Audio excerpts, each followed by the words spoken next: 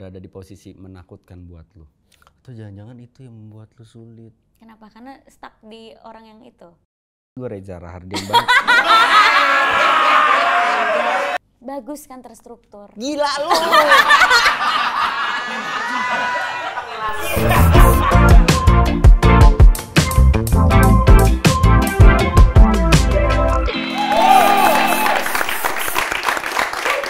Assalamualaikum warahmatullahi wabarakatuh. Waalaikumsalam. Ponakan ketemu lagi dengan Om Wen. Episode kali ini akhirnya udah ngubungin lama, akhirnya dapat juga schedule-nya. Mantan gua Prilly Latuconsina. Rame ya di sini ya. Oh, asik banget podcastnya, rame banget. Iya, Ya biasa namanya nampung anak-anak begini. Pril, makasih lu udah mampir ke Om Sama-sama, Wen di gila, tengah seneng kesibukan banget. akhirnya. Nanti kita bahas juga film terbaru lu. Iya. Yang akan tayang tanggal Boleh, Kak. 17 Oktober. Oke, sebelumnya nih, gue mau nanya sama lu. Sebenarnya lu pengen jadi apa sih? Kenapa? Lu cewek, ya kan? Mancing, iya. Free diving tuh yang nyelam ke bawah gitu. Kalau gue sih, lu pada nyelam ke bawah, gue berharap lu nggak pada balik aja. Gua termasuk orang yang gua angkatan darat, Pril. Gua udara, laut, udahlah kayak bukan musuh ya. Ya berusaha menghindari gitu. Takut. Tapi lu segitu beraninya. Dan lu merasakan berapa kali kita ngobrol tentang itu, lu ngerasakan bahwa lu merasakan sebuah ketenangan di situ. Betul. Emang segitu tenangnya di dalam laut? Kalau yang takut pasti kan nggak bakalan tenang. Betul. Ya. Tapi kalau aku tuh ngerasa tenang banget sih. Soalnya kalau secara medisnya nih, kita di saat nyelam itu kan detak jantung kita melambat. Nah karena detak jantung melambat itu kita jadi rileks. Tapi buat orang-orang yang panik kan, iya kalau buat orang yang panik ya gitu. Melambat nih. Sakaratul maut nih.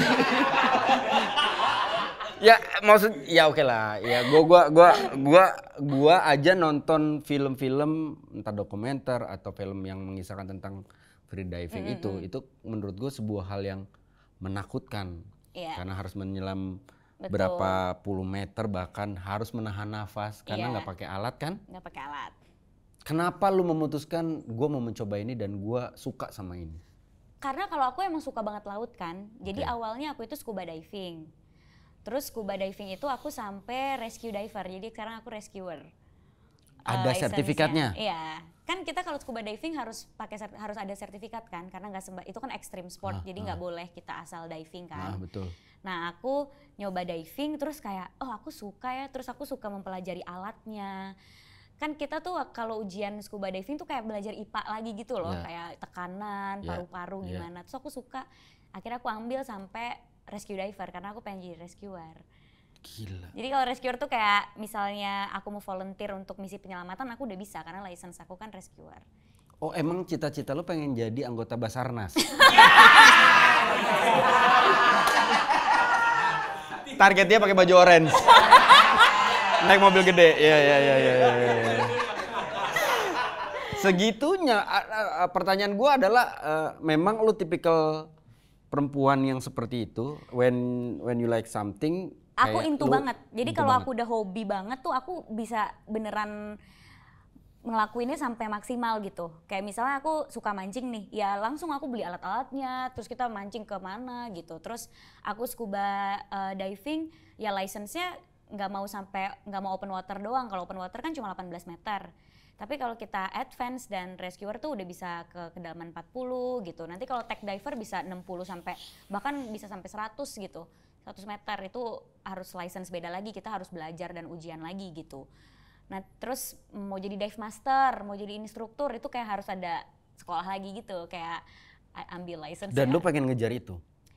Aku karena suka. Sampai kapan? Sampai titik apa? Yang paling maksimal lu pengen kejar?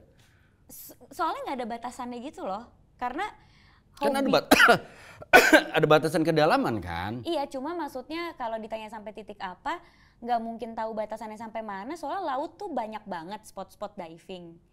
Jadi kayak nggak ada batasannya karena banyak yang pengen dilihat. Misalnya aku pengen ngelihat goa gitu, ya harus ambil sertifikat cave diving.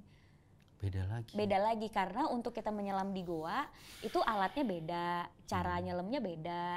Kita harus bisa baca maps-nya apa, harus bisa membaca arus segala macam gitu. Jadi untuk nyelam itu nggak cuma sekedar orang nyelam, apalagi kalau scuba ya, karena kita bergantung sama alat.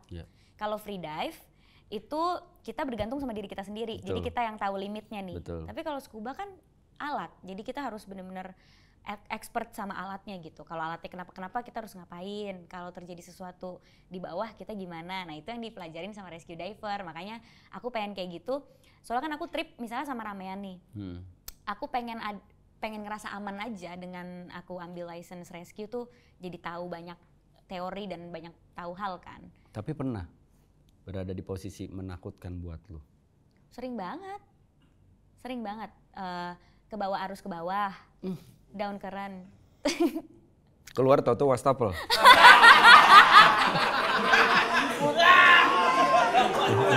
Kayak film-film kartun kan gitu. Iya, film kartun gitu. Nah itu maksud gua, kayak gua aja nonton film-film kartun aja gitu.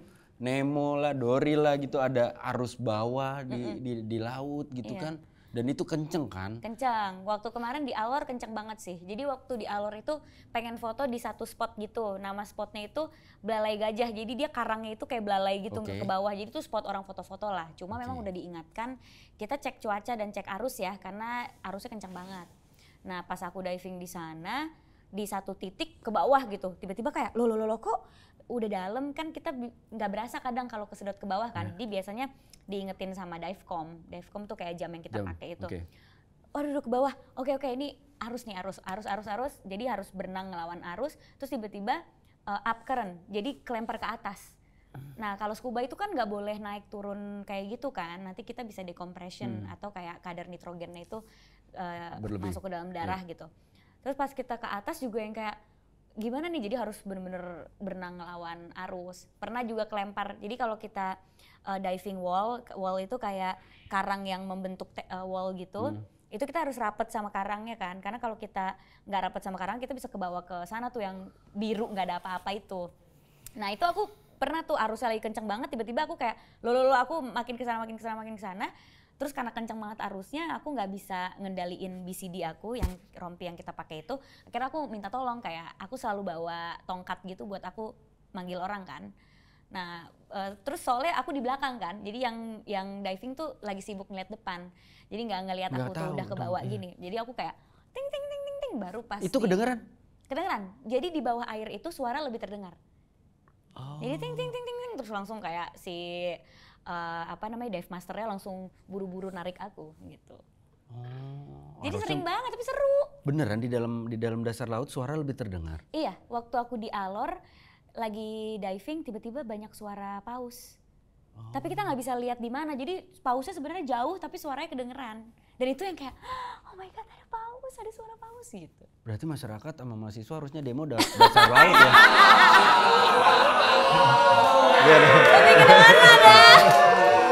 Biar lebih, mungkin kalau di darat nggak terdengar. Itu masalahnya. Ya.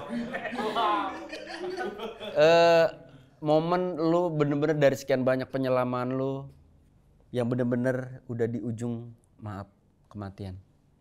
Kalau di ujung kematian nggak ada sih. Ya relatif ya kalau di ujung kematian. Kayak lu bener-bener ngerasa takut banget dan mungkin sempat kepikiran, aduh gua ngapain sih? Nggak ada. Ini? Aku soalnya nggak takut. Oh itu masalahnya. Jadi makanya kata instruktur aku tuh, nih Prilly emang gak ada takutnya nih, jadi ya emang harus didampingi. Kan emang diving kita harus berdua atau bertiga gitu kan. Karena beneran aku nggak ada takutnya sih, maksudnya aku kayak kalau udah di dalam laut tuh seneng aja.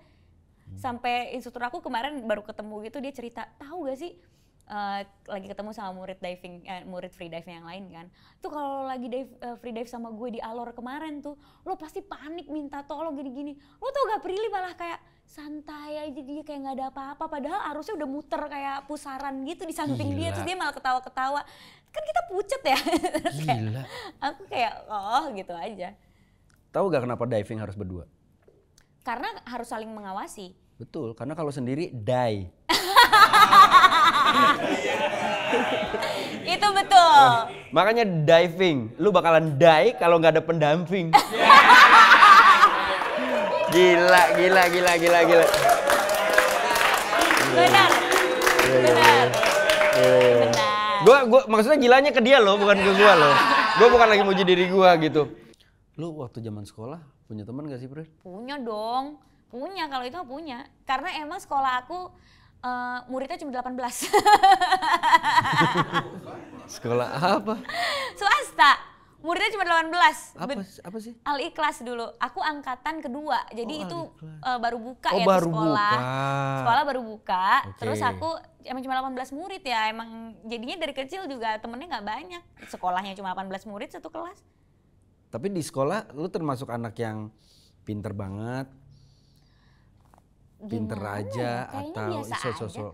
sosok aja. Biasa-biasa aja kayaknya sih ya. Peringkat tertinggi yang pernah lu dapet? Kan aku swasta. Swasta tuh nggak ada ranking, Nggak ada ranking? kan? Nggak ada. Swasta, kan aku dari SMP juga? SMP negeri ada ranking. Iya, ya pasti masuk 10 besar sih kalau aku. Karena aku suka sekolah juga. Jadi ya udah. Tapi temen aku ada. Dan awet sampai sekarang. Beneran aku kalau berteman awet banget. Berapa temen lu? Kalau ditanya kayak gitu ya yang temenan biasa apa temenan banget? Temenan banget lah. Kalau temenan banget 2. Ya nggak apa-apa lah kan, emang makin kesini kan circle pertemanan makin kecil kan. Atau memang lu tipikal orang yang memang gua kalau udah nyaman temenan sama dia ya udah. Udah aku gitu. Karena maksudnya temen itu ada tingkatannya ya. Kalau temenan banget tuh berarti every single thing aku ceritain sama kita komunikasi setiap hari. Oke. Nah itu 2 orang doang yang aku komunikasi setiap hari itu. Dari SMA tuh dia temenan sama aku udah 14 tahun. Dia pegang Google Maps aku. Jadi kita sharing location. Jadi aku tahu dia di mana, dia tahu aku di mana. Tiap hari kabaran. Terus nggak tiap hari ketemu tapi pasti chatan. Terus dia tahu aku gimana dari SMA, aku tahu dia kayak gimana. Makanya pas dia nikah terus dia pindah ke Sukabumi, aku 2 bulan depresi beneran. Dia 2 bulan nih pindah ke Sukabumi, beneran 2 bulannya aku kayak 3 hari sekali ngirimin foto nangis. Gue kesepian, lo di mana? Lo di mana? Gitu, karena beneran kehilangan banget pas dia pindah ikut suaminya tuh. Nah itu bener-bener dari SMA itu tuh 1. Nah terus nambah lagi ya kan, perlu nambah temen nih. Aku bilang gue kayak perlu nambah temen deh gitu. Lo udah pindah ke Sukabumi nih, ketemu lagi orang yang cocok, mirip-mirip lah gitu, bisa komunikasi tiap hari, kita ngobrolnya enak. Nah ya udah jadi 2. Kalau temen yang kayak ada selalu ada di saat aku membutuhkan dan aku juga ada di saat dia membutuhkan ya ada beberapa kan. Cuma kalau yang benar-benar intens setiap hari kita kabaran cerita ya cuma 2 orang. Kenapa lu termasuk tipikal orang yang soalnya aku nggak suka cerita, maksudnya cerita soal kehidupan aku yang sampai detail gitu, aku nggak semua orang bisa tahu juga kan. Jadi aku cuma percayain sama mereka doang, sama 2 orang itu juga. Itu juga nggak semuanya aku ceritain karena aku kalau cerita tuh juga tipe yang ngeliat-ngeliat kan. Kayak si teman aku yang baru nikah ini kan dia baru jadi ibu juga. Jadi kalau misalnya aku mau nyeritain betapa stresnya aku lagi lihat dulu nih dia stok ASI-nya lagi banyak apa dikit. Soalnya dia tuh tipe temen yang ikutan sedih, ikutan stres kalau aku ceritain yang sedih dan stres. Pernah ada momen kayak, Nyat boleh gak lo gak usah cerita dulu selama gue hamil. Soalnya gue emosi, jadi gitu. Terus gue kontraksi kalau lo lagi ceritanya sedih. Jadi kalau lo ceritanya seneng lo boleh cerita ke gue, tapi kalau sedih lo simpen dulu sampai gue udah gak mual. Kata dia gitu, jadi 3 bulan kehamilan pertama dia mual, aku gak cerita-cerita tuh.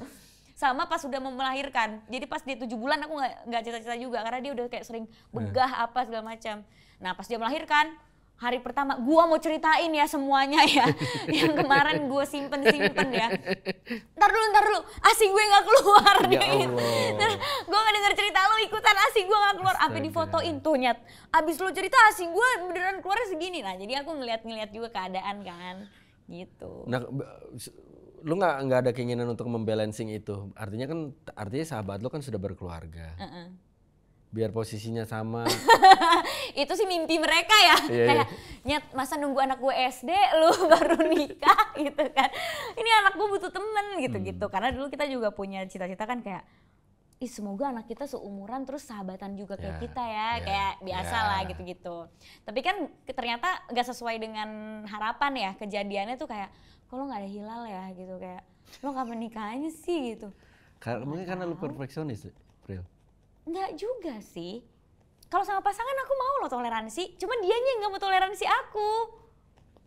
Beneran. Ngeri denger ceritanya. Beneran. Aku toleransi loh. Iya. Tapi kadang orang nggak bisa menerima aku yang mungkin aku terstruktur itu. Nah, dia kan orangnya terstruktur banget ya. Jadi mungkin dia ketemu orang yang kaget kali mungkin ya. santai, lebih santai gitu hidupnya. Gak biasa diurusin, gak biasa. Ya kayak mungkin lu traveling pengennya semua serba apa namanya? Aku kan pengennya aman. serba terstruktur gitu kan. Ya mungkin ada kan cowok-cowok yang let it flow aja gitu kan. Kalau aku kan tipe yang kayak 5 tahun dari sekarang apa plan kamu gitu. Lo gitu? Aku suka gitu, suka nanya. Ke cowok lo? Soalnya kan aku tipe yang udah tahu aku 5 tahun dari sekarang mau ngapain. Kalau aku ya. Jadi kamu 5 tahun dari sekarang, what do you see yourself in 5 years? Nah kadang orang jadinya suka kayak, nggak jadi deh gue sama lo. Iya lah. Sok lah. 5 tahun ke depan gitu. Iya.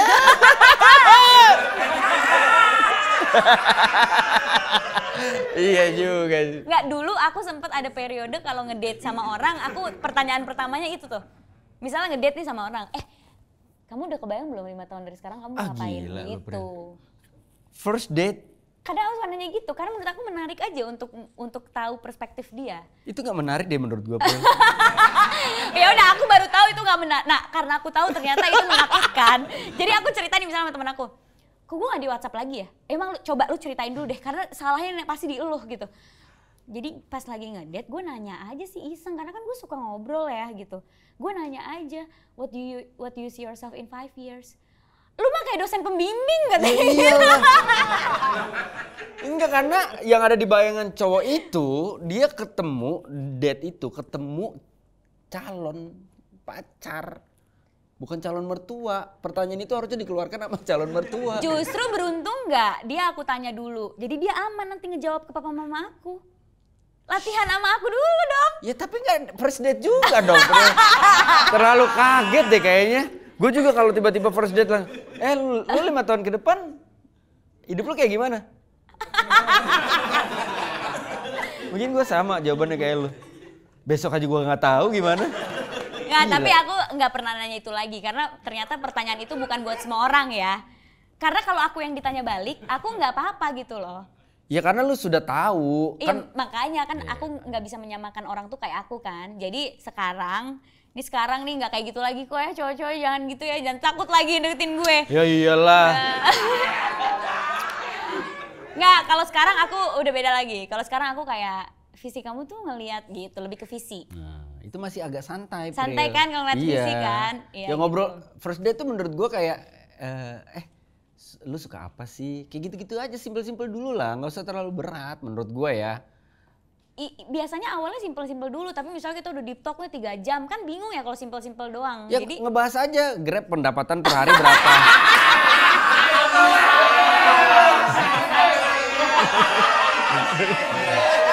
Kalau bingung mau ngebahas apa setelah 3 jam ya, ya pakai gitu. Maksud gue, kayak kalau first date lu udah langsung bertanya hal-hal yang kayak begitu, menurut gua ya mungkin untuk beberapa cowok merasa satu bisa jadi merasa ditelanjangi, kedua merasa ditelanjangi secara ini ya, tapi pemikiran ya. Tapi ada yang bisa jawab? Ya ada, tapi pasti akan terhitung kan yang bisa jawab. Iya, sejauh persentasenya berapa? Yang bisa jawab menurut aku, yang membuat aku jawabannya tuh kayak gitu, 1 orang sih. Gitu. Tapi itu jadinya asik banget tuh obrolannya. Jadinya kayak wah pinter gitu. Iya. Masih sampai sekarang berhubungan? Enggak, karena beda agama. Enggak, beda agama. Karena beda agama ya. Jadi memang tidak bersatu. Maksudnya kayak waktu itu aku first date sama dia. Aduh, dia kalau dia nonton dia tahu nih dia. Enggak, tapi dia kan positif ya reviewnya ya. Aku first date sama dia. Terus dia nih memang bukan di industri film ya, bukan di entertainment. Terus kayak kita tuh ngobrolnya bener-bener ini banget, jalan banget kayak. Bahkan dia nanya balik, emang kamu 5 tahun lagi tuh kebayangnya kamu mau ngapain? Terus aku juga nanya, kamu kebayangnya mau ngapain gitu. Sampai kita ngomongin soal, menurut kamu tuh cukup tuh semana? Kamu ngerasa cukup tuh kalau kamu udah punya uang berapa gitu-gitu loh. Jadi kayak menurut aku tuh lebih fundamental conversationnya. Keren. Aku seneng kalau bisa ngobrol sama orang yang kayak gitu. Tapi karena aku tahu nggak semua orang juga tertarik ngomongin hal yang fundamental di first date. Nah, jadi aku sudah yang kayak first date santai aja gitu. Soalnya kalau nggak santai besoknya nggak di WhatsApp lagi ya kan? Iya dong, betul. Iya, secara Prilly kuliah komunikasi, terus dosen juga. Boleh gue buka gak yang lu mutusin cowok? Boleh. Prilly yang bikin gue kaget, Prilly pernah mutusin cowok. Enggak, aku nggak mau balikan. Nggak mau balikan sama cowok, cowoknya ngajakin balikan. Ya kan, cowoknya ngajakin balikan. Dia nggak mau nih. Dia nolaknya dengan apa? Bukan dengan kata-kata, bukan dengan WhatsApp, bukan dengan email, tapi dengan deck. Tahu deck gak, teman-teman? PowerPoint. Jadi orang kayak presentasi. 10 hal kenapa gue nggak bisa balik sama lu, itu dijabarin. Bagus kan, terstruktur. Gila lu.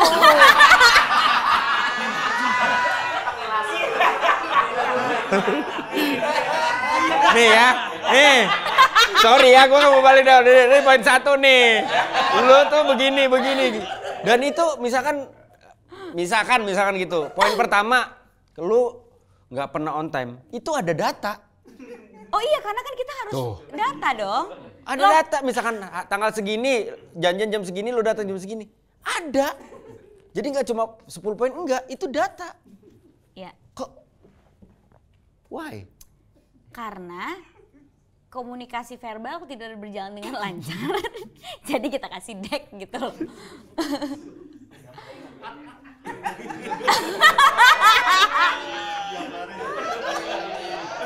Gila loh, maksud gue baru loh, gila gue pikir. Ya maksudnya kalau kayak lu misalkan ketemu cowok and then dia cowok itu ngerasa bahwa lu kayaknya kita nggak bisa sejalan nih karena lu terlalu terstruktur dan segala macem. Sampai let's say misalkan tadi yang lu cerita kalau cowok lu misalkan cowok yang dekat sama lu bilang bahwa it's okay, kentut aja depan gua. Maksudnya, itu sih semua mantan aku sih kayak gitu. Kayak kenapa sih kamu nggak pernah kentut depan aku gitu? Ya gimana, orang nggak bisa, masa mau dipaksa? Enggak. So aku cerita sama papa aku, Pak ini gara-gara papa loh. Semua orang yang sama aku tuh protes karena kenapa aku tuh kayak kurang santai gitu loh. Kayak aku nggak bisa kentut depan dia, nggak bisa ini. Itu mantan kamu aja yang ini. Papa nggak apa-apa punya pacar nggak kentut, malah enak nggak dikentutin gitu. Papa aku gitu jawabnya. Jadi kan gimana dong? Iya. Terus akhirnya sebenarnya kayak mereka yang jadi juga segen sama aku karena aku nggak berani. Nggak berani kayak gitu, tapi aku udah mulai memperbaiki kok. biar ada promosi, nggak serius beneran, nggak serius ini beneran. Aku udah mulai perbaiki semenjak ada seseorang yang beneran protes sama aku soal itu. Soal apa? Aku terlalu terstruktur. Jadi ada satu orang ini yang aku suka sama dia nih, ya kan? Terus dia bilang kayak, tapi kamu tuh terlalu terstruktur. Terus dia ngebilangin akunya, aku terlalu terstruktur itu ngebuat aku kayak, hah emang iya gitu. Karena selama ini mungkin aku terstruktur, aku gak sadar. Yeah. Karena di pekerjaan, karena aku terlalu terstruktur, kerjaan aku jadi bagus kan? Bagus, betul. Kayak aku bisa ngelakuin semua kerjaan aku dengan baik, kuliah sambil ini dengan baik, ngajar baik. Ternyata di pasangan tuh ada yang gak suka gitu loh kalau misalnya aku terlalu terstruktur. Nanti aku nanya nih kenapa terstrukturnya yang sebelah mana, oh ya kayak gini. Nggak harus semua itu harus sesuai jadwal atau nggak harus semua itu sesuai peraturan kamu. Kadang nggak apa-apa, kita santai aja. Nah terus ada beberapa kejadian juga di pekerjaan, kan namanya juga kita di industri film nggak ketebak ya. Hari-hari kita nggak sesuai sama apa yang aku mau tuh aku jadi langsung kayak panik gitu karena nggak sesuai dengan plan aku. Akhirnya dari situ aku mulai belajar kayaknya nggak apa-apa deh, nggak usah semuanya sesuai dengan jadwal dan plan. Kadang kita kayak biarin aja, siapa tahu kita nemuin banyak kejutan dengan gak adanya rencana ini. Cuma tetep lah panik-panik dikit kan kayak, duh gue gak bisa nih hidup gak ada rencana gini. Tapi gimana ya ngejalin hari tanpa rencana tuh aneh. Karena aku tuh per jamnya udah ada schedule-nya gitu. Mau lihat gak nih kalau lihat kalender aku, ada sesi makan bakso bihun plus kerupuk. Ditulis, bener. Ditulis beneran. Ditulis. Detail.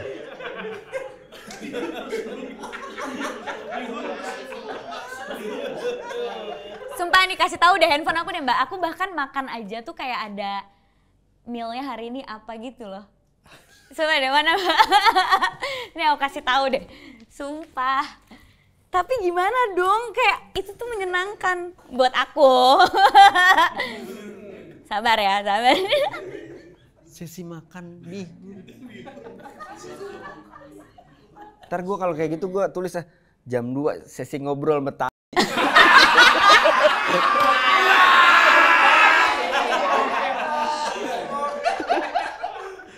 Nih misalnya nih kayak sesi 1 free dive, sesi bakso bihun plus kerupuk gitu.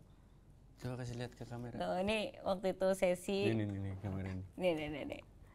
Sesi bakso bihun plus kerupuk ada gitu. Terus kayak kan bisa tulis sesi makan bihun gitu, udah. Nah aku seneng aja detail.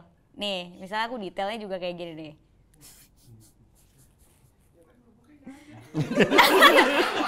Nah itu gimana tuh? Gak ada. Itu gimana tuh? Nah itu sedih langsung beneran. Aku masalah karena kerupuk nggak ada aja aku sedih loh, beneran serius.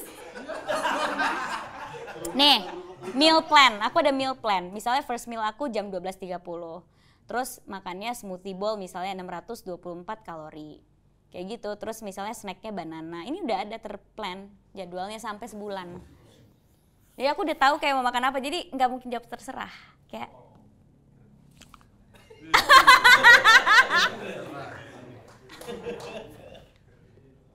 Kalau teman-teman yang gua nih yang di depan ini kayaknya nggak mungkin bikin schedule kayak gini ya.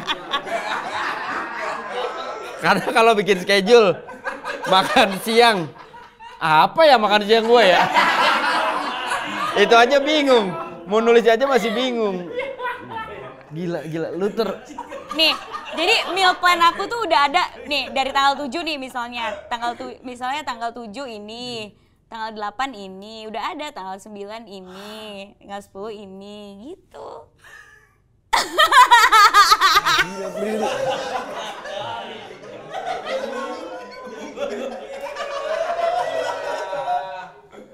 Gila, Prilly. Nah, tapi teman-teman, ini kalau aku lagi sendiri, kalau aku lagi sama pasangan, aku beneran makan apa aja. Ini kalau aku lagi sendiri, aku seneng aja. Aku tuh seneng ngeliatin, makan apa ya? Oh ini, udah ada kalorinya 96 nih, kalorinya ini 631 gitu-gitu. Tapi kalau lagi sama pasangan ini udah nggak ada, udah nggak pakai aplikasi kalau udah nggak ada ya? Nggak ada. Kalau udah sama pasangan, kamu mau makan apa? Maunya apa? Gitu. Karena aku beneran makan apa aja nggak apa-apa gitu kalau sama pasangan. Oke. Berarti nggak ada kata terserah? Nggak ada. Kadang aku kayak maunya apa ya hari ini? Kayak lagi pengen atau aku kasih pilihan ganda. Jadi nggak ada terserah. Jadi misalnya makan apa ya? Ayam bakar, sushi atau ini gitu. Oke. Jadi nggak ada ini. Gue amazed Pril. Thank you loh for coming. Gue jadi kayak tahu ternyata kenapa? Ini apa ya? Makan di rumah Pak Wendy.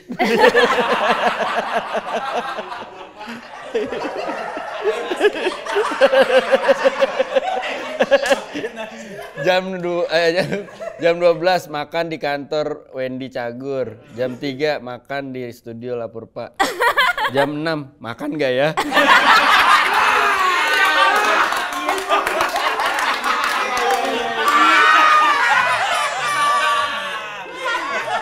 Ini privilege bro, privilege yang bisa dilakukan sama orang-orang yang memang sudah kerja keras dan tahu gitu. Nih aplikasi aku nih ya, aplikasi aku. Ini gila ini yang gila juga nih. Lihat, teman-teman aplikasi lihat, aku color coordinate. Jadi ini biru, hijau, pink, merah gitu. Orange, hitam. Tuh.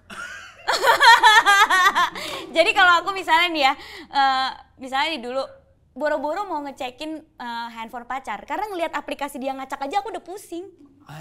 Jadi kayak minjem dong HP-nya mas gitu misalnya gitu. Mana sih aplikasi yang ini nyarinya di mana? Karena aku udah biasa ngelihatnya perwarna kan. Itu udah nggak jadi gitu, bisa nggak jadi minjem. Jadi boro-boro mau periksa HP-nya, aku aja udah males kalau berantakan aplikasinya. Gila ya. Lu gak mau coba ngelamar kerja di iPhone?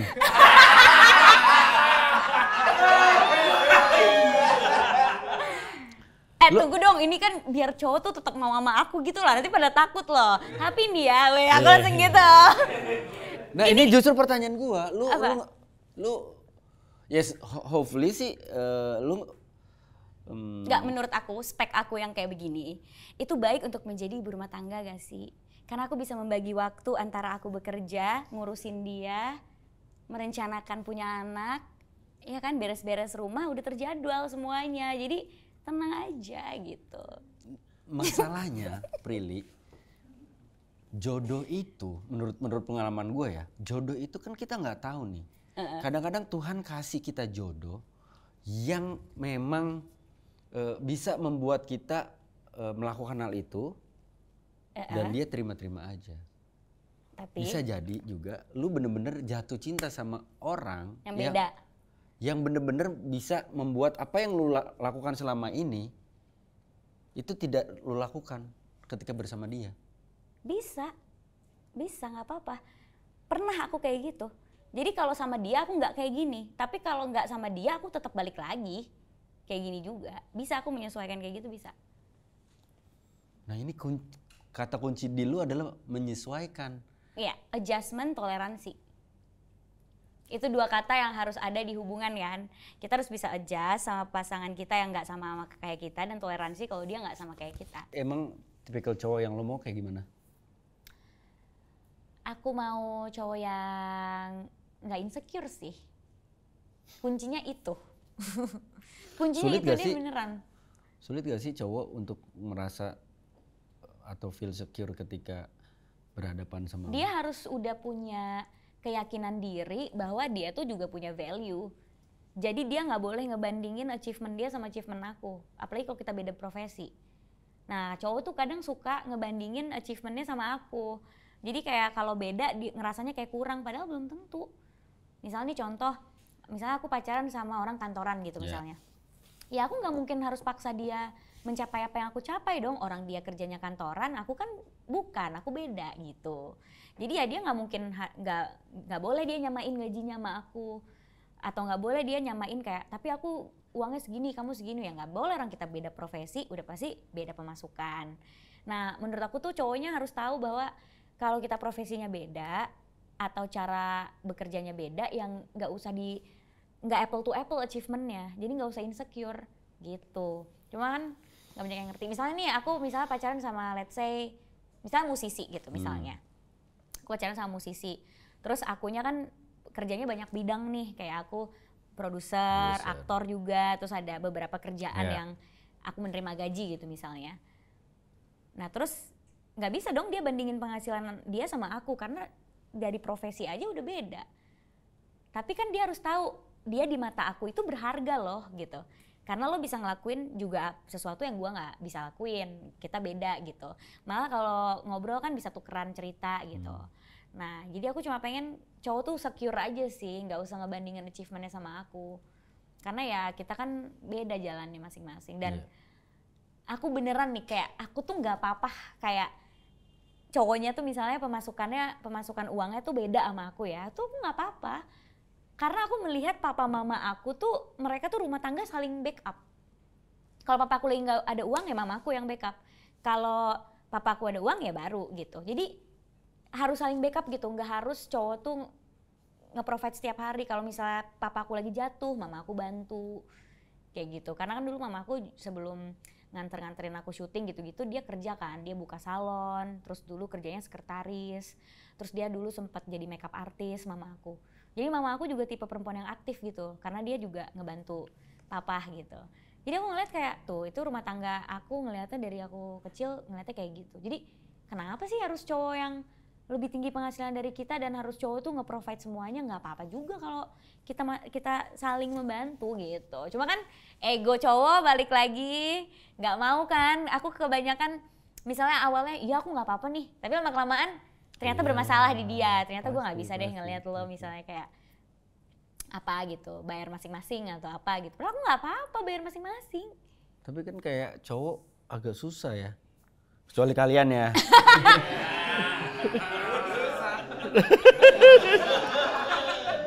Kayak ya mungkin ya benar kata lo ego. Terus first impression kan sebelum kenal deket, apalagi orang-orang di luar circle lo misalkan tiba-tiba pengen deket sama lo, pengen kenal sama lo, kan banyak layer nih untuk sampai ke titik bahwa oh kayaknya gue bisa nih.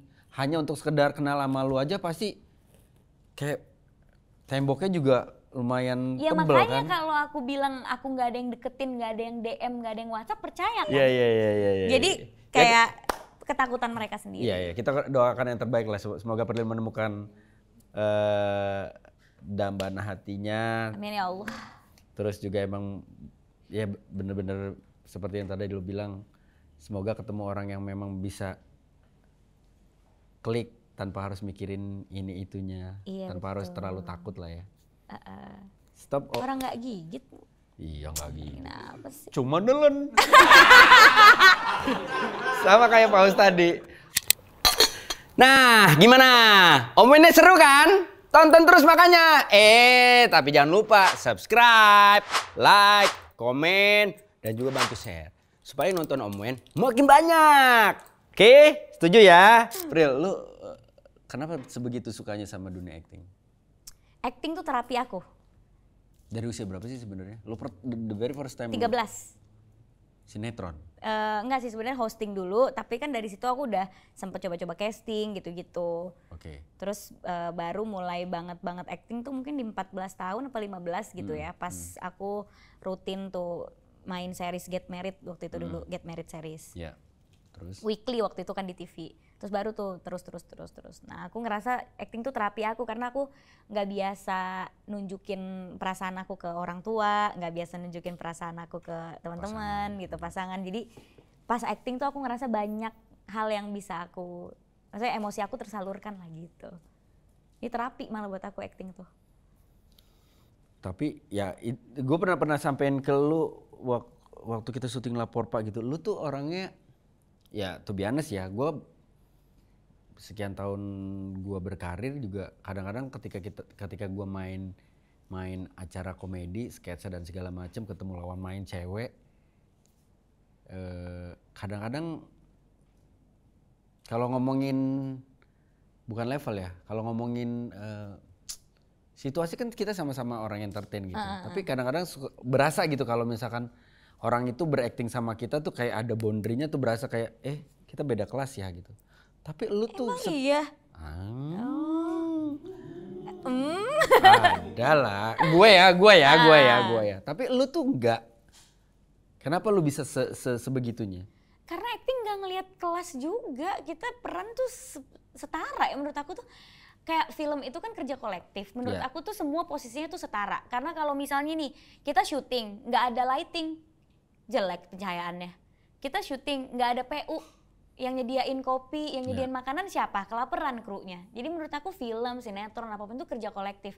Dikurangin satu aja divisinya, nggak jalan filmnya. Jadi kalau aku udah syuting film itu semua setara sama aku nggak ngelihat, oh dia PU, oh dia makeup, enggak, semua setara. Karena kalau nggak ada mereka itu film nggak jadi film. Betul. Gitu. Jadi aku selalu menerapkannya kayak gitu sih, nggak pernah ada jarak juga aku kalau di lokasi syuting tuh sama kru gitu-gitu nggak ada. Iya, kadang-kadang ini gue ya pengalaman gue gitu. Ada beberapa kali misalkan kayak gue beradegan, ya ceweknya cantik artinya cantik gitu. Terus kayak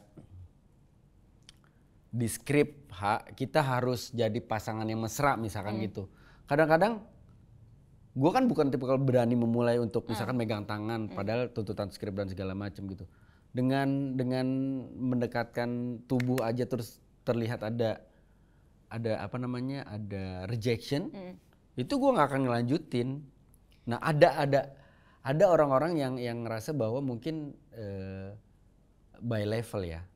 Walaupun kita sama-sama di dunia entertain, sama-sama acting, sama-sama menghibur gitu, tapi mungkin by level kan entah lebih dulu kah, merasa lebih famous kah dan segala macam. Kok lu bisa sampai di titik ini?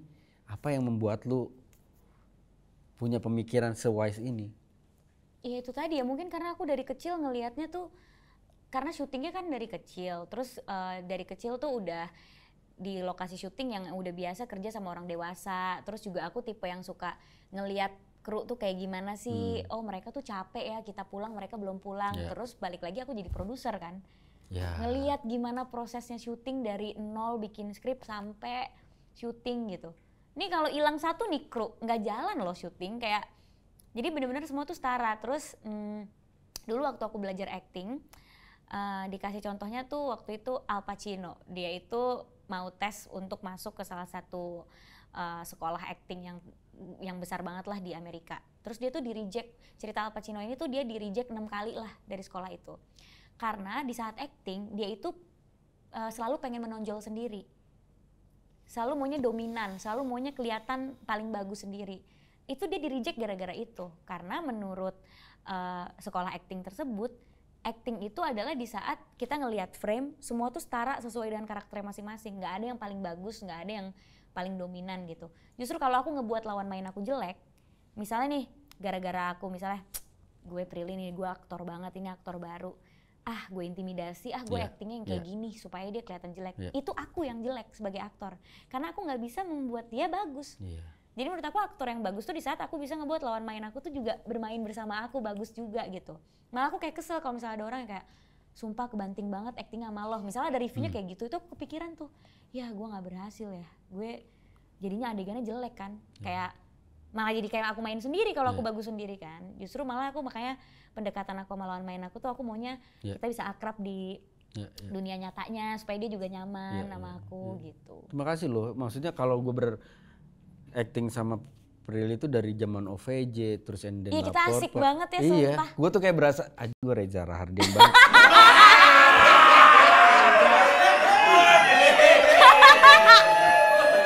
Ya kan nggak apa-apa. Maksudnya sebegitu, gue setuju sih sama lo Pril. Artinya lawan main yang membuat kita merasa nyaman pada akhirnya membuat kita akhirnya bisa tampil all out, bisa tampil maksimal. Gak ada boundary yang membuat kita akhirnya merasa jengah dan secara tayangan juga pasti akan kelihatan jelek kan. Iya makanya aku tuh kayak kemarin kan aku habis premier tuh film aku. Ya apa? Yang bolehkah sekali saja ku menangis, panjang ya judulnya ya. Itu tapi bukan emang judul-judul film lu panjang-panjang iya ya? Iya sih panjang sih emang. Nah terus waktu aku nawarin itu ke Mas Dikta tuh, dia tuh pada saat itu udah gak mau main film karena dia pengen fokus musik. Terus pas dia baca skripnya, aduh drama banget, aku tuh gak bisa nangis Pril gitu, aku tuh gak biasa adegan berat-berat gini gitu. Enggak mas, pasti bisa, sumpah percaya dia sama aku. Terus dia bilang aku gak mau ngecewain kamu nanti kalau acting aku jelek. Aku gak akan biarin mas jelek, pokoknya terima. Akhirnya dia mau nih acting sama aku kan. Terus ya udah kita sama-sama bedah skripnya bareng, terus gimana adegannya biar bagus. Nah pas premier banyak yang memuji dia, itu kebanggaan sendiri loh buat aku. Kan mas bagus kan?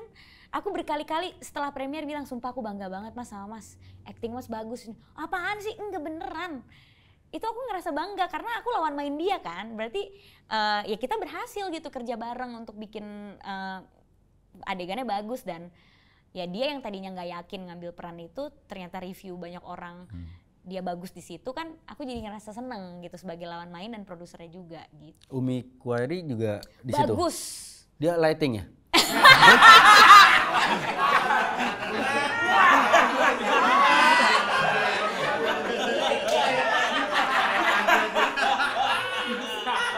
Canda. Tayangnya kapan sih? 17 Oktober. 17 Oktober. Berarti ini tayangnya 18. Oh, kemarin. Ya, anggaplah kemarin. Ya, kemarin. Bioskop ya sekarang ya. Bioskop ya sekarang ya. Ya ada lu, ada Dikta. Ada Kristo, ada Umi Kuari, ada Gracia JKT48. Ya, pas part Umi boleh dicepetin kok. Siapa lagi? Ada siapa lagi? Ada Surya Saputra, ada Dominic Sanda, ada Widi Mulia. Lu dari pelaku sampai akhirnya memutuskan untuk itu PH lu kan? sampai memutuskan untuk punya PH dan produce film gitu? Why? Pengen punya kebebasan buat bikin Berkarya. film aja, karena kan kalau kita jadi aktor doang ya udah nerima skrip terus terima aja kan ceritanya mau kayak gimana gitu. Kalau dari nol tuh jadi produser tuh bener-bener isunya apa yang mau kita angkat, kita yang tentuin, skripnya, tone warna filmnya, bajunya, kostumnya. Aku seneng sama perintilan-perintilan gitu. Iyalah. Ya terstruktur. Struktur, bener. Iya aku seneng banget kayak gini nentuin nanti. Karena berhubung lu yang punya PH katanya karena lu terstruktur orangnya betul. Kayak lighting tuh datang hari Senin baju hijau. Terus orang Enggak, tapi beneran ada dress code. tuh kan bener kan? Beneran ada dress code. Padahal gue bercanda lu anjing ya. Ini bener Tapi lu. dress code-nya lucu-lucuan. Misalnya kayak kemarin lagi syuting film ketiga ya aku yang produserin gitu ya. Kita lucu-lucuan aja sama Umay juga kayak dress code-nya hari ini abdi negara gitu.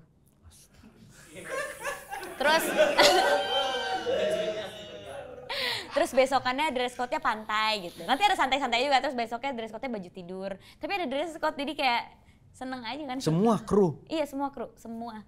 sampai orang lighting, Iya semua. audio, Semua, PU semua. PU, Iya. make up. Nanti ada hadiahnya, jadi ada hadiah uang Wow. gitu. Karena kan kalau nggak dihadiahin uang nggak mau. Iya dong. Iya dong. Ngapain nyari kostum abdi negara? Bener. Jadi beneran ya lighting gitu ya, kameramen Astrada datang beneran pakai baju presiden gitu, pakai jas, pakai peci datang. Terus ada yang pakai baju tentara. Ada dress code gitu, lucu kan? Dia lucu. Lucu lah. Kebayang orang megang boom tapi pakai jas begini. Iya. Ada yang pakai baju pantai, pakai bikini-bikinian gitu ada. Ada, Tapi ada. cowok.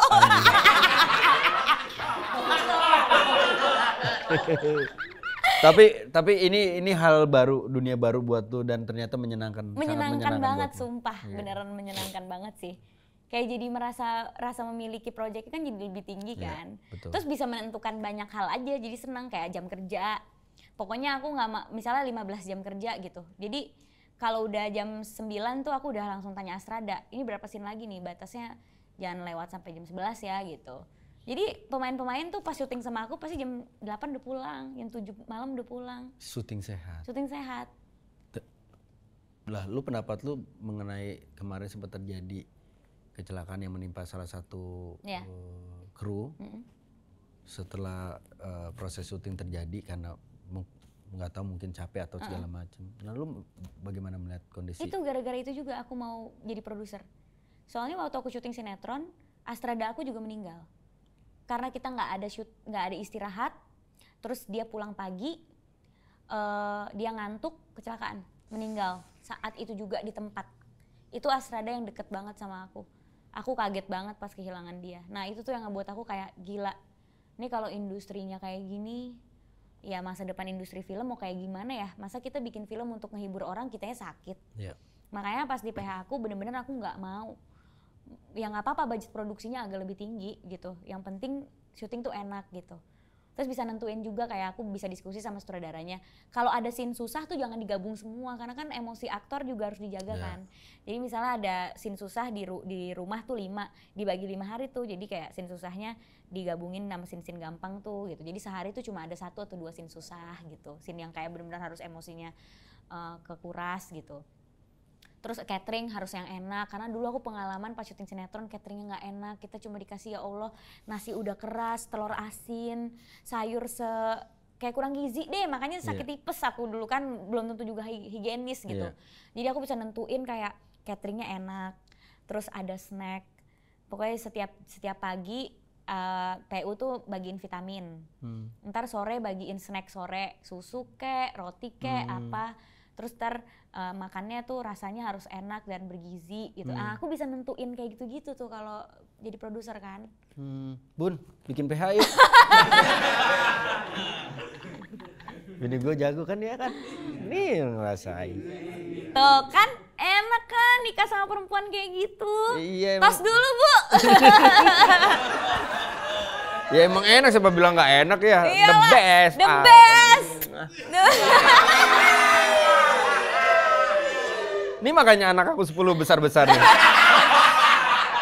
kasih makan sama Pantes dia. kesini ada roti, ada Oh, apa itu pasti bini istrinya gue. tuh kan. Emang. Beruntung loh cowok yang dapetin istri kayak gitu. Siapa bilang gue nggak beruntung sih? Gue beruntung. Kau kan dari tadi nanya aku kan belum tentu ada cowok yang bisa gitu. Itu maksudnya curhat apa gimana sih Pak? Enggak ada curhat. Bini gue. Jadi nanyanya ke aku karena istrinya sama ternyata kayak Enggak aku dong, kan bini gue terstruktur. teratur tapi nggak separah lu.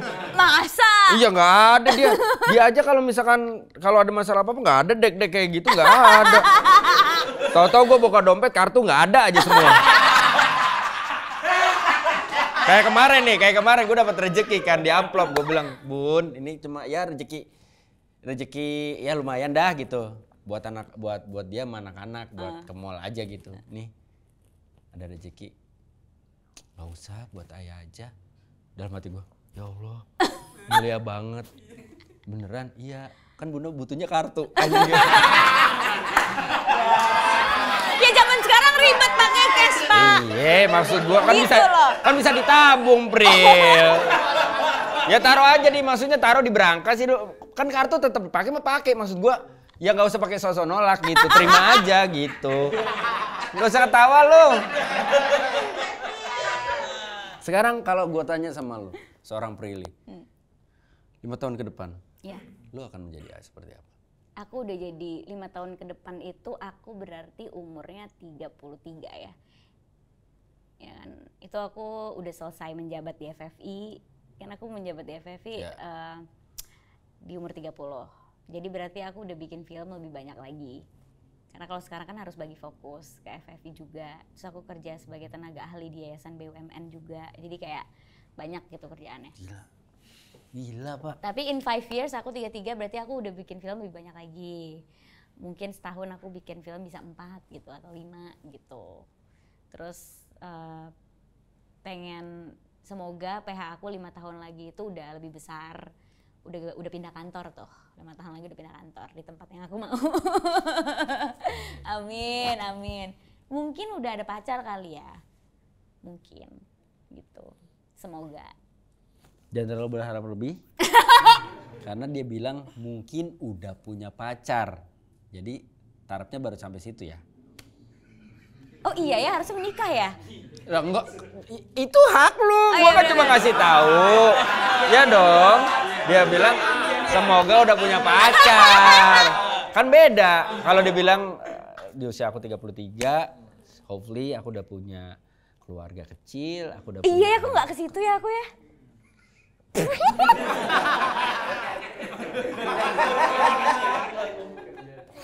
Lu nggak takut Pril maksudnya? Nggak, kenapa kan nggak ada- ke situ? Karena aku belum ngeliat hilalnya gitu loh. Jadi mau berhayal aja tuh takut nggak sesuai kenyataan. Karena kalau kerjaan, aku yakin itu bisa tercapai. Kalau jodoh kan di tangan Tuhan. Kalau nggak tercapai aku sedih. Rezeki juga di tangan Tuhan. Pekerjaan lu itu Tapi kan bisa diusahakan. Jodoh itu usahanya susah. jodoh juga bisa diusahakan. Caranya gimana Pak? Kalau cewek, coba ajarin aku nih. Misalnya aku mau punya, misalnya aku suka nih sama cowok, gimana caranya biar cowok itu mau sama aku kalau dia nggak mau sama aku? Tanya bini gua. Dijebak ya? Dijebak. Jadi maksudnya dijebak gitu gimana? Gimana Bu? Coba Bu. Iya, tanya bini gua. Coba nih, kan kita nggak bisa mengontrol perasaan orang ya. Aku tuh banyak loh suka sama orang yang nggak suka sama aku. Jadi kan aku males menghayal berkeluarga gitu-gitu, males aku karena belum tentu tercapai. Tapi kalau kerjaan bisa aku usahain tuh tercapai dengan kedisiplinan dan kegigihan gitu. Ntar ngobrol sama bini gua. Ya nggak, tapi aku pernah kok cinta sama orang yang nggak bisa aku milikin. Dan aku tetap cinta sama dia, walaupun aku nggak milikin dia. Aku beneran tetap sayang dia, tetap support dia. Tapi aku tahu mungkin saat ini dia belum bisa sama aku, nggak apa-apa. Lah aku sedih gue, ya gitulah. Iya beneran, aku tipenya tuh setia walaupun sama orang yang nggak aku milikin beneran. Beneran, misalnya aku udah suka nih sama ini orang. Terus aku udah tahu nih nggak bisa nyatu, nggak apa-apa, aku akan mencintai dia dari jauh. Dan tetap nge-support dia. Nanti kalau memang dia rezekinya aku dan kita berjodoh disatukannya nanti di kemudian hari. Tapi aku akan tetap mendoakan dia. Atau jangan-jangan itu yang membuat lu sulit. Kenapa? Karena stuck di orang yang itu. Tapi kan sebenarnya kalau Allah mau ngasih aku jatuh cinta sama yang lain bisa. Masalahnya sampai sekarang aku masih suka bisa mencintai orang tuh dari jauh bisa gitu. Jadi aku tuh konsepnya Tita nggak memiliki nggak apa-apa. Yang penting kita saling mendoakan aja. Lu ngatain gue sinetron, lu lebih sinetron. Iya ya gue ya. Iyalah, klise banget lah. Cinta tidak harus memiliki itu kan begitu. Ku tidak sebut namamu dalam podcast tapi ku sebut namamu dalam doa.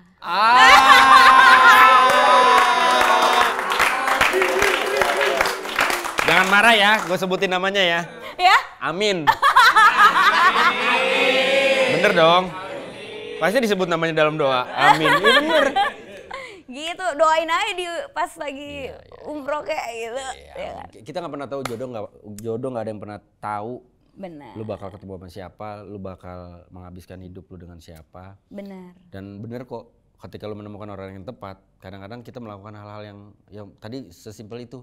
Misalkan mungkin kayak nyaman saling kentut satu sama lain. Okay. Udah nggak ada lagi yang apa namanya dijaga gitu karena segitu nyamannya. Bahkan yang ada kan yang pernah gua baca, kalau lu sama orang yang memang bener-bener bikin lu nyaman, kecenderungan ngantuk lu tuh tinggi.